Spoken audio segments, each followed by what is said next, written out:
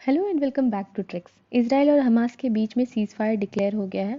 इस cease fire को Egypt ने मीडिएट कराया है। इजिप्ट के फॉरेन मिनिस्टर समय शुक्री, नाम याद रखना इंपॉर्टेंट नहीं है, अपने इजरायली काउंटर पार्ट के साथ मिले गैबी एस्केनाजी और एक पीस डील ब्रोकर कराया। इसराइल के सीज फायर डिक्लेयर करने के बाद पैलेस्टीनियंस ने सेलिब्रेटरी गैदरिंग्स किए across the occupied territories. Israel ने हर तरफ से इमरजेंसी रिस्ट्रिक्शंस हटा दिए उन एरियाज में जहां पर भी रॉकेट हिट हुए थे, और हमास जिसने एक्सेप्ट कर लिया है सीज फायर को, बोथ पार्टीज ने कहा कि ceasefire would hold based on the ground circumstances. जो भी जमीनी हकीकत होगी तब तक ही ये सीज फायर होल्ड करेगा। Now the question is what led to the ceasefire. Israel के पास अभी तक अपर हैंड था। इस 10 दिन के कॉन्फ्लिक्ट में लगभग 1800 एयर स्ट्राइक्स किए इसराइल ने अकॉर्डिंग टू यूएन, और हमास ने लगभग 4000 रॉकेट्स दागे। कुछ तो इसराइल टेरिटरी के अंदर तक हिट किए हैं उसने। ड्रोन लॉन्चेस भी किए, इवन सबमरीन पे भी अटैक करने की कोशिश की। इसराइल ग्राउंड अटैक भी कर सकता था, military attack, but ground attack would mean more casualties. उसके अपने सोल्जर्स की भी काफ़ी कैजुअलिटीज होती, इसीलिए एयर स्ट्राइक किया। लेकिन एयर स्ट्राइक के साथ एक प्रॉब्लम होती है कि they need a quick exit strategy, because air strikes जो है वो सिविलियन और मिलिटेंट्स के बीच में डिफ्रेंशिएट नहीं कर सकते, तो सिविलियन पॉपुलेशन की काफ़ी ज़्यादा कैजुअलिटीज़ होती है।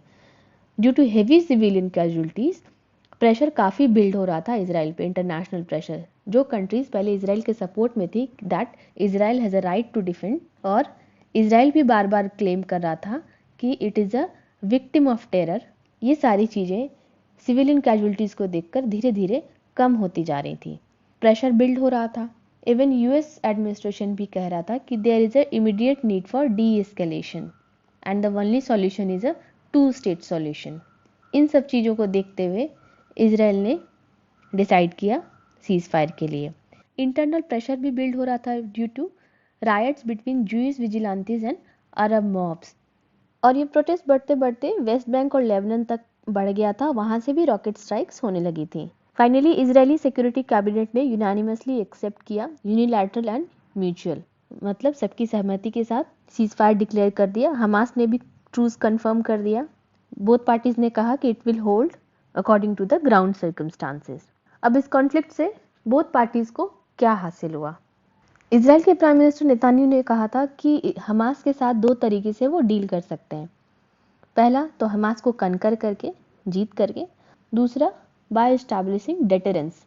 डेटरेंस मीन्स एक फियर क्रिएट कर देना अपने एनिमी के दिमाग में कि if you will do harm I will do greater harm. मेरे पास ज़्यादा ताकत है, हम ज़्यादा हार्म कर सकते हैं। तो फोर्सफुल डेटरेंस क्रिएट करने की बात करता है इसराइल, इसीलिए वो एक रॉकेट के रिप्लाई में कम से कम 100 टाइम्स मोर डैमेज करता है। इसको वो फोर्सफुल डेटरेंस कहता है। इसराइल क्लेम करता है कि by its air strike it has destroyed हमास's elaborate tunnel network and intelligence structure, जिसको बिल्ड करने के लिए हमास को फिर से कई साल लग जाएंगे। उसने हमास को कई साल पीछे भेज दिया है।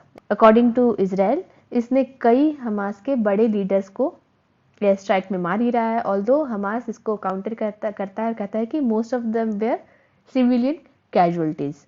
हमास ने क्या अचीव किया? हमास यहाँ पे विक्ट्री क्लेम कर रहा है। एक पॉलिटिकल पॉइंट बनाना चाहता था। जैसे ही अलेक्सा मस्क में डिस्टर्बेंसेस क्रिएट हुए और इसने मारना शुरू किया रॉकेट्स, ये एक पॉइंट बनाना चाहता था कि it is the real defender of Jerusalem. फलस्तीन अथॉरिटी लेजिटिमेट डिफेंडर नहीं है, Hamas is the real defender of Jerusalem.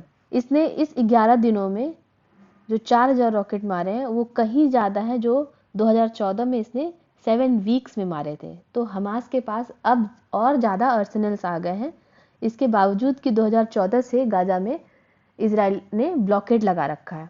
इस ब्लॉकेड की वजह से गाजा की इकोनॉमी काफ़ी ज़्यादा प्रभावित हुई है, और अभी जो मास डिस्ट्रक्शन हुए हैं उसको रीबिल्ड करने के लिए गाजा को काफ़ी ज़्यादा फॉरेन हेल्प की ज़रूरत पड़ेगी। लेकिन हमास ये बोलता है कि उसने कहीं ज़्यादा डैमेज किया है इसराइल को, and it has been successful to turn the world's attention and force them on changing views. जो कंट्रीज पहले सपोर्ट कर रही थी इसराइल को, उन्होंने धीरे धीरे स्टांस चेंज कर दिया, ऑल्दो नॉट डायरेक्टली बट टैसिटली, कि ये जो डिसप्रोपोर्शनेट इजराइल स्ट्राइक कर रहा है और जो सिविलियन कैजुअलिटीज़ हो रही हैं वो रुकनी चाहिए। हमास ने विद इन पैलेस्टीन जो अपने लिए व्यूज़ क्रिएट किए कि now Palestinians see Hamas as their legitimate representative rather than Palestine authority, क्योंकि ऑस्लो पीस अकॉर्ड के बाद पैलेस्टीन अथॉरिटी के पास ये जिम्मेदारी थी कि वो लॉ एंड ऑर्डर सिक्योरिटी बनाए रखेगा, लेकिन पैलेस्टीन अथॉरिटी के पास अभी सिर्फ वेस्ट बैंक है और वहाँ पे लगातार इजरायलीज का इंक्रोचमेंट होता जा रहा है। तो पैलेस्टीनियंस के बीच में पैलेस्टीन अथॉरिटी के अगेंस्ट काफ़ी ज़्यादा गुस्सा उबल रहा है और इसी गुस्से को हमास ने इस्तेमाल किया है। 2006 में Hamas was successful in the elections और अभी वो फिर इलेक्शन लड़ेगा, तो हमास एक तरह से सक्सेसफुल रहा है अपने लिए with in Palestine support create करने में। ऑल्दो हमास को अमेरिका एक टेररिस्ट ऑर्गेनाइजेशन डेजिग्नेट करता है, बट पैलेस्टीन के लोग हमास को ऐसा नहीं समझते हैं, तो ये हमास की एक तरह से विक्ट्री है। अगला क्वेश्चन ये है कि विल द ट्रूस होल्ड, क्या ये लॉन्ग लास्टिंग ट्रूस है? हमास सेज कि ट्रूस तभी तक है जब तक कि इजराइल शेख जर्रा से अपना हाथ हटा लेगा। इजराइल कहता है कि उसने ऐसा कोई प्रॉमिस नहीं किया है। सुप्रीम कोर्ट में इसके रिगार्डिंग केस चल रहा है।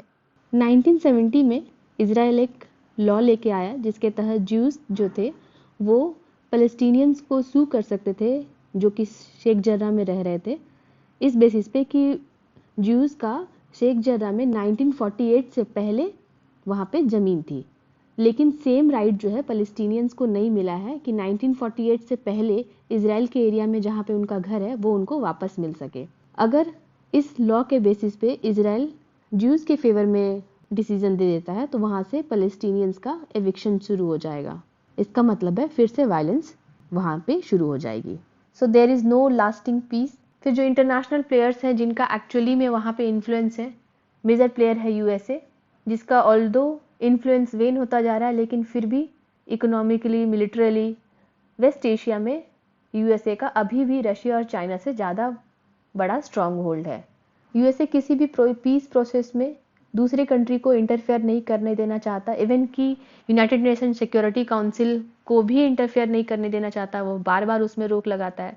यहाँ यूएसए की रिस्पॉन्सिबिलिटी है कि वो पीस ब्रोकर करने में जिम्मेदारीपूर्ण रवैया अपनाए और इस चीज़ पे वर्ल्ड लीडर्स ये डिस्कस करें कि how was Hamas able to amass such arsenals, इतने वेपन्स अमास कैसे कर पाया है जबकि वहाँ ब्लॉकेड लगी हुई थी, कौन उसको सपोर्ट कर रहा है।